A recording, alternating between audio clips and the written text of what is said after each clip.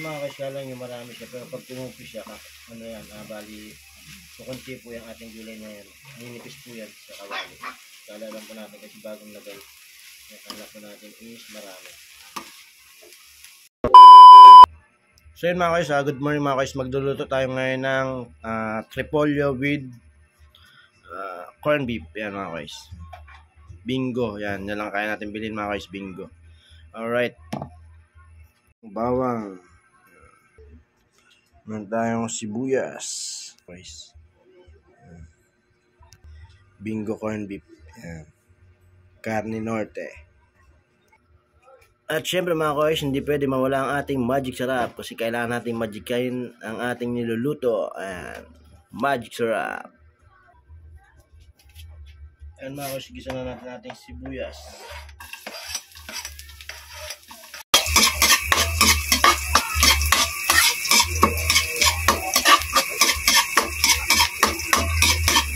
Mga guys, tayo muna ang chef cook ngayon kasi isang buwan tayo ng trabaho. So, bali ako muna magluluto para sa pamilya ko ng aming mga kakainin mga guys, magpangulam.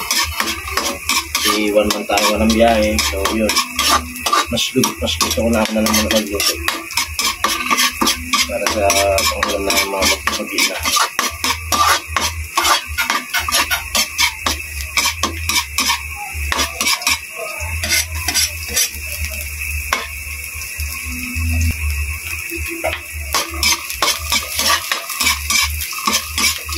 Pag medyo mapula na ito mga question natin ito ang ating bingo carne norte. Yan. Ating carne norte.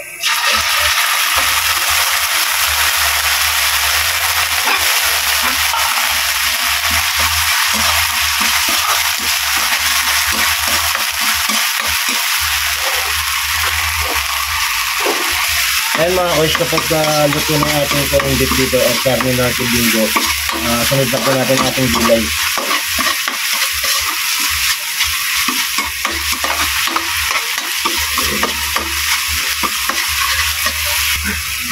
Ayan mga koys, lagay na po natin ang ating gulay. Ayan. Ating repolyo.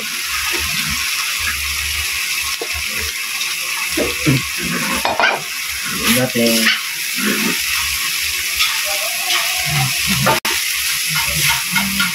Yung mga kasya lang yung marami siya, pero pag tumupi siya, ano yan, bali, kukunti po yung ating gulay na yan.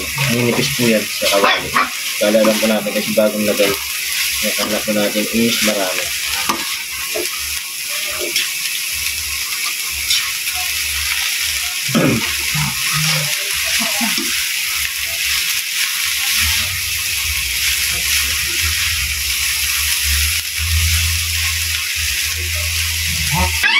Ayun mga kas, lagyan po natin ng kaunting tubig para medyo may sabaw ating gulay kasi gusto ng anak kong babae is may sabaw.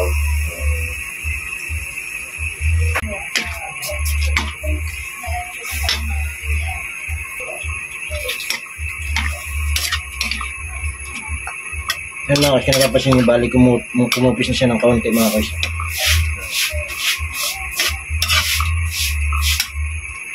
So natin gagawin mga boys, titimplahan na po natin siya. Yan, ilagay na po natin ang ating magic sarap. Yan, yung ating pang magic sa sarap. Alright.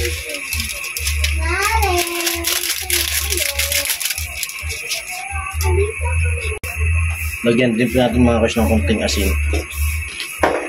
Masakto lang sa panlasa ng ating niluluto mga boys, sa dami.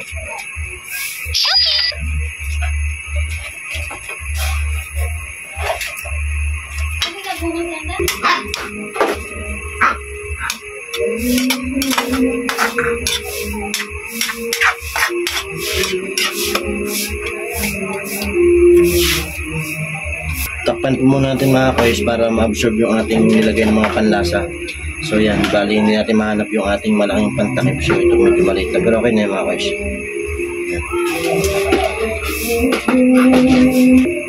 Yan mga koys, tingnan natin kasi kumukulo na siya. So ang gagawin natin next is titikman natin kung okay na yung lasa niya. Wow!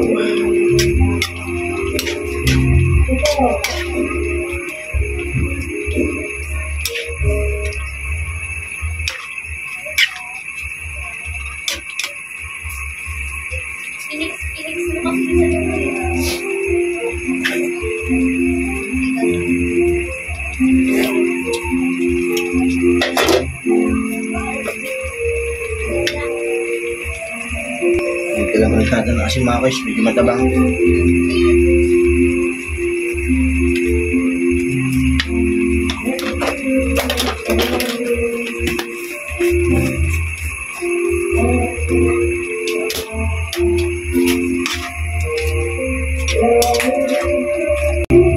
Takpan po ulit natin sa date, then mamaya luto na po yan.